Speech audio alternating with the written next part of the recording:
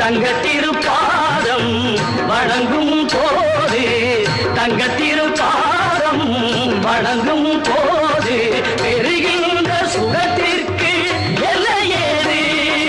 பெறுகின்ற சுகத்திற்கு எல்லையேது சந்தனம் மணக்குது கற்பூரம் ஜொலிக்குது கந்தகிரி கோவில் வந்தால் நன்மையெல்லாம் நடக்குது